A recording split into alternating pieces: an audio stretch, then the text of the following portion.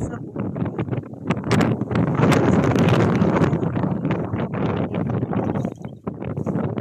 yun, magkumparing yun. Tanim. Kalawak ng kanilang tinanim na, no? Nagtamnan, kita yung pagod nila dyan. Minsan halos nakakalimutan nilang kumain. Para lang matapos yung lawak ng kanilang diligin na yan. Diba? Ganyan. Kahirap tumira dito sa bukid. Yan, may balon sila dyan na kinukuhaan ng, ayan yan. Kung saan sila nandun.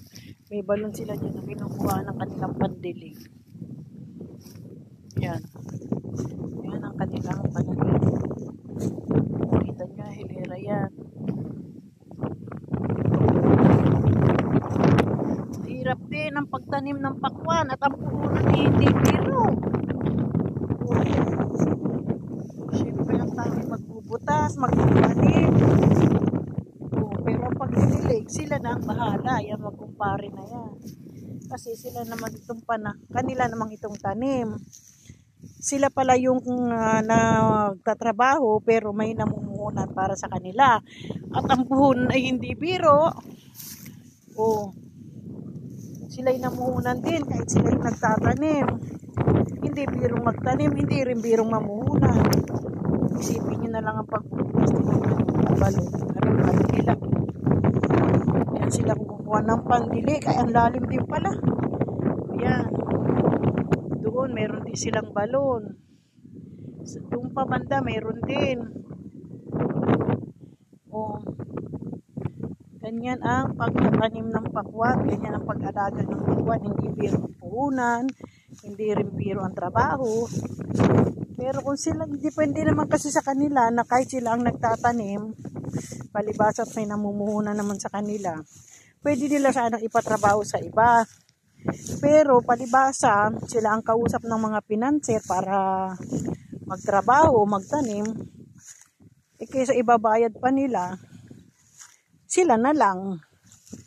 Nga naman, doble-doble nga naman ang gastos. Hindi biro yan na siguro yung kanilang dyan ay nasa 40 na.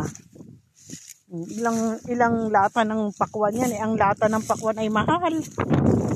Ayan ang kanilang mga tanim. Lalaki na, syempre. Ang kanilang mga taong pinatatrabaho, halimbawa hindi nila kayang maghurnal, yung ganyan, magtanim yan. Pinagagawa nila yan sa iba. Siyempre, mabayaran pa nila yun. Kaya ang pamumuhunan at pagkatrabaho ng mga pananim ay nabibiro. Pagod. Pagtitiis at puhunan ang kailangan. Hindi basta lang nagtatanim, akala nyo wala ng puhunan. Ay, hindi pwede ang ganun.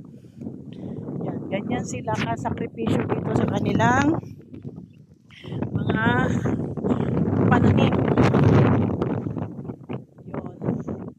Yun si Melvin, siya naman ay iba rin yung kanya, hindi naman maganda sa kanya si Melvin. Kaya kaya nga pagka ikaw ay nagabukit, sipag at tiyaga lang ang iyong ipupuhunan dito. Siyempre kung ipupuhunan na salapi, pera, natural din yun. Ganun.